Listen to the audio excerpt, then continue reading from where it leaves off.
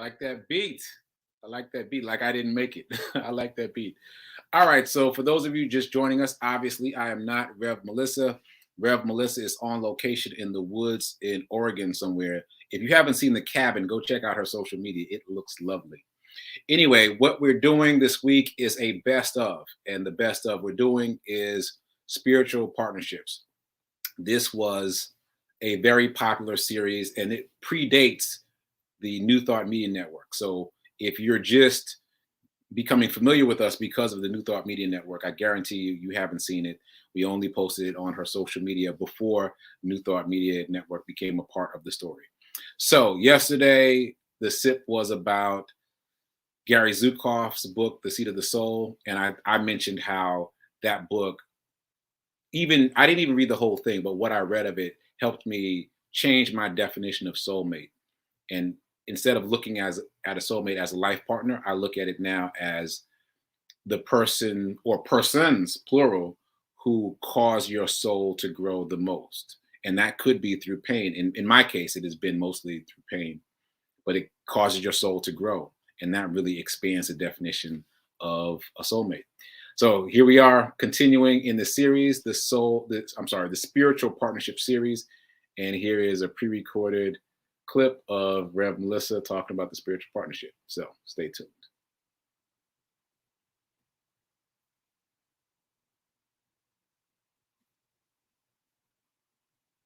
And welcome to Morning Sit with Rev Melissa.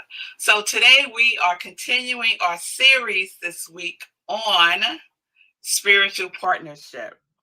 And I got some questions yesterday from yesterday's SIP about more about spiritual partners and more about the soul and how we facilitate or support the person that we're in relationship with souls evolving. So we're going to get into all of that. So thank you for the questions. Like keep the questions coming. DM me, text me, send me an email.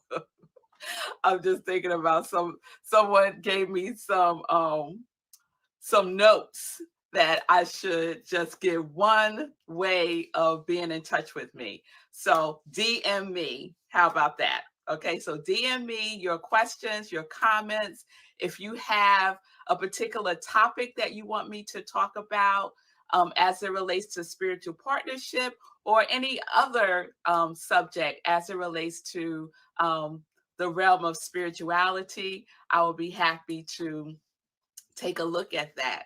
So, spiritual partnership. So, I want to take a step back and just define what spiritual partnership I'm talking about.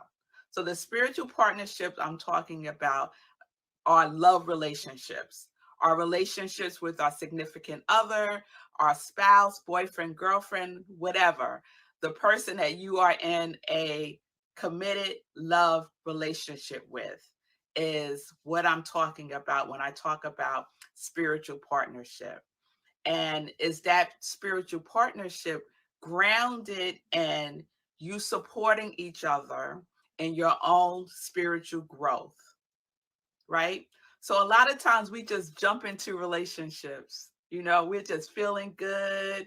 You know, we're on that high and that honeymoon phase, and we just like going along just to go along because it feels good, and we feel that we love this person. Love is present, right? And there are no conversations happening, or there might be, are there conversations happening that are based in what your intention is for the relationship? So not from the place of like, what's the next step that we're going in our relationship? Like, are we going to get married? Are we going to, not that conversation. The conversation that is rooted in what is my intention in this relationship? What is it within me that I know is going to show up in this relationship that can manifest disharmony, unbalance, um, disagreement, right? Because we're in relationships, so those things are going to come up. But what we don't do, or sometimes what we don't realize we're doing in relationships, are bringing past experiences into the current relationship unconsciously, right? And remember about the law of thinking, the law of consciousness, our subconscious mind, right? That program that's running there can also be running in our relationships, right? It's not like all of a sudden everything is perfect, right? In the sense that you have resolved all of the issues that you need to resolve within yourself. You bring your whole self to that relationship. So what is the intention there?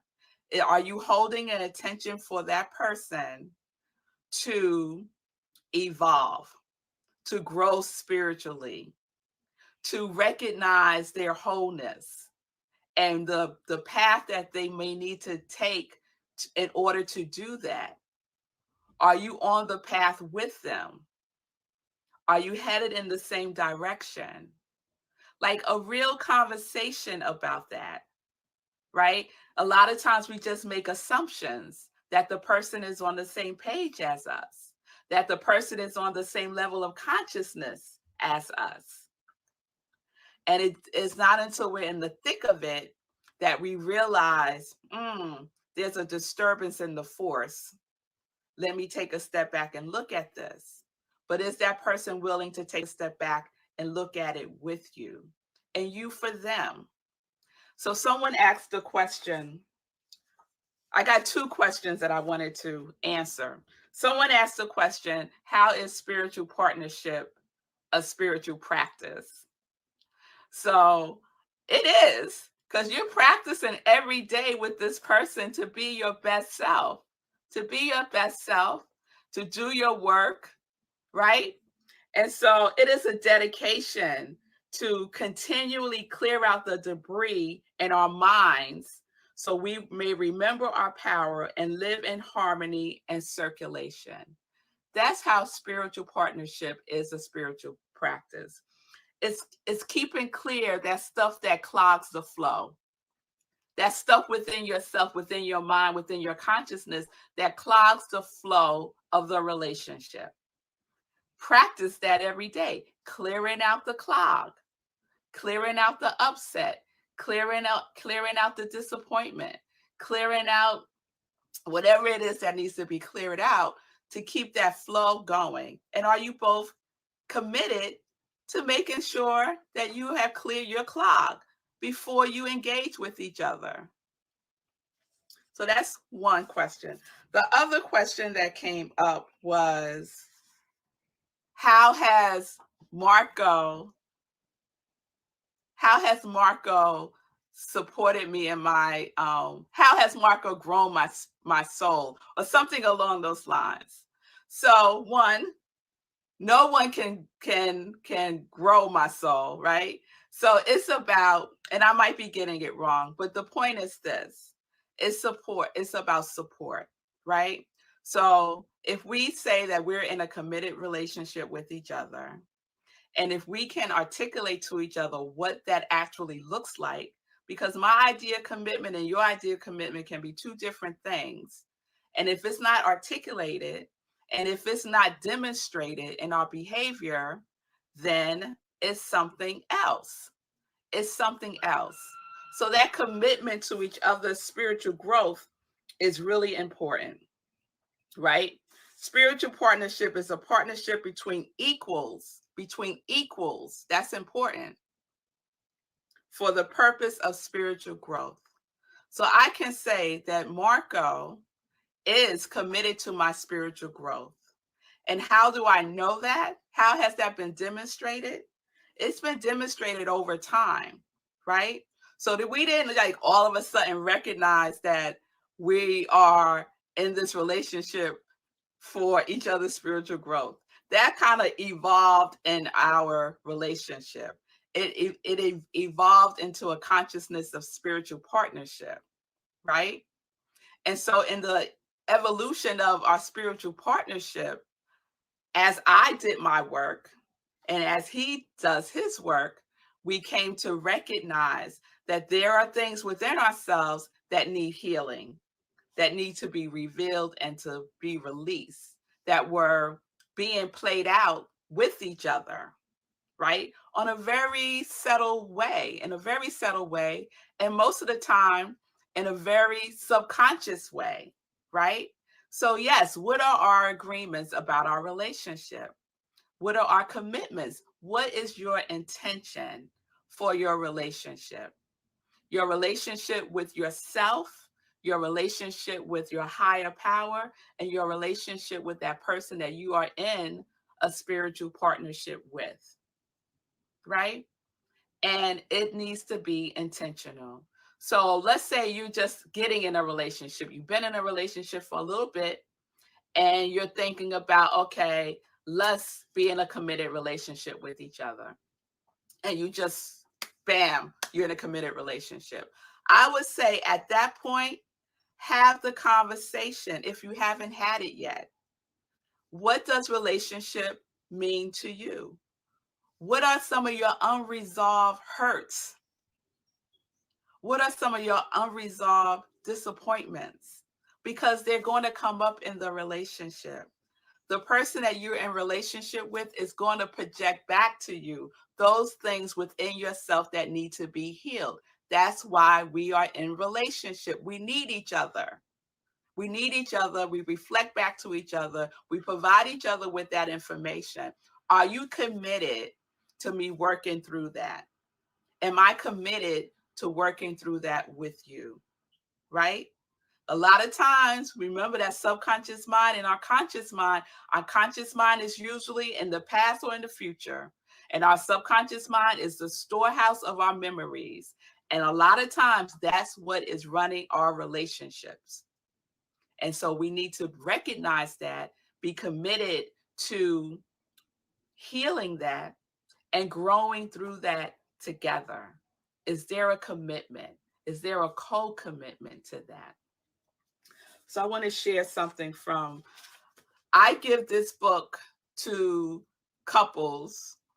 I used to give it to couples who were getting married, and now I just give it to couples. So when I'm working with couples and premarital counseling, I tell them they have to read this book. Okay. It's a great book. It's called Conscious Loving: The Journey to Co-Commitment, a way to be fully together without giving up yourself. Because that's another thing that we tend to do in relationships. We give up ourselves. We give up ourselves, and it impacts the quality, the energy, the relationship. You can't give up yourself. Where you going? Right? It's there. You're there. So, what is co-commitment? A co-committed relationship is one in which two or more people support each other in being whole, complete individuals. The commitment is going all the way. The commitment is going all the way to letting the relationship be the catalyst for the individuals to express their full potential and creativity. In a co-committed relationship between two people, it takes 100% responsibility for his or her life and for the results they create. So we are taking 100% responsibility for what we are creating. I am creating this relationship. You are creating this relationship. Are we co-creating? Or are you over here doing your thing and I'm over here doing my thing? That's not spiritual partnership. There are no victims in co-created and co-committed relationships. In fact, victimhood is impossible when both people are willing to acknowledge that they are the cause of what's happening to them. There is little conflict because neither person plays the accusatory victim role. With the energy saved through lessened conflict, both people are free to express more creativity. A co-created relationship is one in which two people access more of their creativity as a result of their loving interaction. So what is it that we're co-creating together? Are you taking responsibility, 100% responsibility for what you are creating in your relationship? Or are you blaming it on the other person? He made me mad. Really? Let's check within. What's really causing the upset here? It can't be this person, really, because is this the first time you're having this feeling? No. So this is an old story. This is an old feeling, right? This is an old feeling that you're now projecting out into this person.